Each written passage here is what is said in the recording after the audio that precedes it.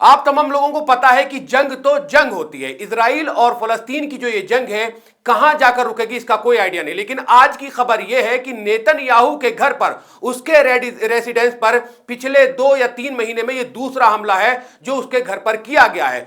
2 गोले उसके घर पर जाकर गिरे हैं जिससे उसका कांच टूटा है, दीवार टूटी है। तो यह बड़ी खबर है। जब एक ऐसी जगह का प्रधानमंत्री नेतन्याहू सेफ नहीं है तो वहां की आवाम कैसे सेफ होगी। वहां पूरे जो उनका इजराइल है उसमें सायरन बजाए गए, उसके शहरों में सायरन बजाए गए, लोग जो है बंकरों में छुप गए हैं। ये उन लोगों के लिए कामयाबी की बात है जो लगातार इजराइल से जंग लड़ रहे हैं। पूरी दुनिया में जो तस्करा किया जाता है, आयरन डोम का तस्करा किया जाता है, इजराइल के एयर डिफेंस सिस्टम का तस्करा किया जाता है, लेकिन प्रधानमंत्री जिसकी सिक्योरिटी में करोड़ों अरबों खरबे रुपए खर्च कर दिए गए हैं वहां पर भी वो सुरक्षित नहीं है। लेकिन बस यही है कि नेतन्याहू और उसका परिवार उस मकान में मौजूद नहीं था जिस पर ये 2 हमले किए गए हैं, 2 गोले किए गए। क्या कुछ पूरी खबर है लेबनान से, मिस्र से, दमिश्क से, गाजा से, वो तमाम खबर जो है हम आपको इसमें बताएंगे। क्या कुछ नेतन्याहू के रेसिडेंस पर जो हमला हुआ है, कैसे हुआ है, क्यों हुआ है, मैं आपको इस खबर में बता रहा हूं। सहयूनी ज़राए अबलाग के मुताबिक कैसरिया में सहयूनी वजीर आजम की रिहाइश गाह पर 2 गोले दागे गए।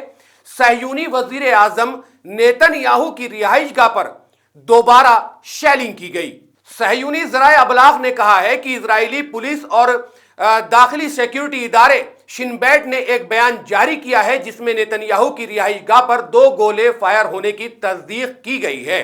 जराए ने कहा है कि हमले के वक्त नेतन्याहू अपनी रिहाइश गाह पर मौजूद नहीं था, क्योंकि पहले भी जो हमला हुआ था उसमें भी वो वहां पर मौजूद नहीं था। हादसे के बारे में तहकीकात शुरू कर दी गई है। सहयूनी खबरी वेबसाइट वलाला ने हादसे के बाद कहा कि यह हमला सहयूनी सिक्योरिटी इदारों की नाकामी है। नाकामी किस वजह से है? वो इसी वजह से है कि पूरी दुनिया में आयरन डोम और एयर डिफेंस सिस्टम का जो है वो डंका बजाया जाता है, इसीलिए ये उनके लिए एक बड़ी नाकामी है।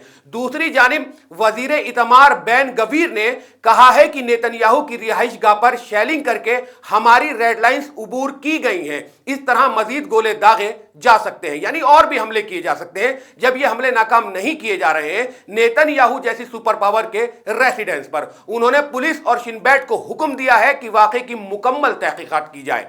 वहीं दूसरी तरफ इजरायली फोर्सेस के लेबनान पर हमले जारी हैं। मुख्तलिफ इलाकों में बदतरीन बमबारी लगातार चल रही है। इजरायली फोर्सेस की बैरूत के जुनूबी मुजाफात में गोलाबारी से मजीद 78 लेबनानी जो हैं वो शहीद हो चुके हैं, जबकि अब तक 122 से ज्यादा जख्मी हो गए हैं। लेबनान में शहीदों की मजमूई तादाद 3445 हो गई है और 14599 लोग जख्मी हो चुके हैं। जुनूबी लेबनान में हिजबुल्लाह से लड़ाई के दौरान 6 इजरायली फौजी हलाक हो गए। इजरायली फौज ने जुनूबी लेबनान में अपने 6 फौजियों की हलाकत का इकरार कर लिया है। इन तमाम हालातों को मद्देनजर रखते हुए रशिया और मिस्र ने लेबनान और गाजा में फौरी जंगबंदी का मुतालबा किया है। नेतन्याहू के रेसिडेंस पे हमले से अलावा भी हिजबुल्लाह की जानिब से इजराइल पर ड्रोन हमले भी किए गए। इजरायली मीडिया के मुताबिक हिजबुल्लाह की जानिब से दागे गए ड्रोन में से एक ड्रोन इजराइल शहर नहरिया की एक इमारत से टकरा गया, जिसके नतीजे में मुतअद्दिद इमारतों को नुकसान पहुंचा है। इजरायली हक्काम का कहना है कि हिजबुल्लाह ने इजरायली शहर जलील पर 20 रॉकेट दागे, जिनमें से कुछ को नाकाम बना दिया गया।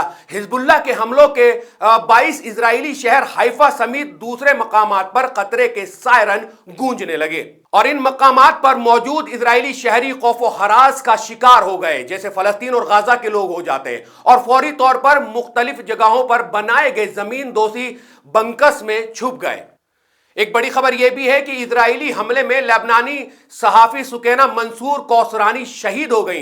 लेबनानी सहाफी सुकैना मंसूर कौसरानी जुनूबी लेबनान में सईदा के करीबी गांव जून में 3 मंजिला रिहायशी इमारत पर इजरायली फजाई हमले में अपने 2 बच्चों और खानदान के दूसरे अफराद के साथ जो है वो शहीद हो गई हैं। लेबनान प्रेस एडिटर एसोसिएशन के सदर जोसेफ कौसेफी ने इस हमले की मदद करते हुए इसे एक जुर्म करार दिया और बैनुल अक़वामी इंसानी हुकूक की तंजीमों, बैनुल अक़वामी फौजदारी अदालत, general federation of Arab journalist और यूनेस्को से इसके खिलाफ कार्रवाई करने की अपील की है। सरकारी नेशनल न्यूज एजेंसी के एक बयान में उन्होंने कहा, इजरायली दुश्मन अपनी बमबारी में आम शहरियों और मुक़ावमत करने वालों में کوئی فرق نہیں کرتا ہے، ہر قانون اور منشور کی خلاف ورزی کرتا ہے اور صرف آگ اور خون کی زبان بولتا ہے۔ اس حملے میں مکمل طور پر امارات تباہ ہو گئی، جس میں وزارت صحت کے مطابق 8 خواتین اور 4 بچوں سمیت 15 افراد جان بحق ہو چکے ہیں اور 12 زخمی ہوئے ہیں۔ برازیلین نسلی فرینچ لیبنانی تاجر اور گیرین بنانے والے ایک ادارے کا سابق سربراہ کارلوس گھوش نے رشتہ دار اس عمارت میں رہائشی پذیر تھے۔ لیبنان پریس ایڈیٹر ایسوسی ایشن کے مطابق خاتون صحافی کوثرانی کے جان بحق ہونے سے اسرائیل حماس تنازع کے آغاز سے اب تک ہلاک شدہ لیبنان صحافیوں اور میڈیا کارکنوں کی تعداد جو ہے وہ 12 ہو چکی ہے، یعنی 12 صحافی جو ہیں اب تک اس جنگ کا شکار ہو چکے ہیں، شہید ہو چکے ہیں۔ متحدہ عرب امارات نے لیبنان میں خواتین کے لیے 80 ٹن ضروری اشیاء پر مشتمل امدادی سامان سے لدے 2 طیارے بھیجے ہیں۔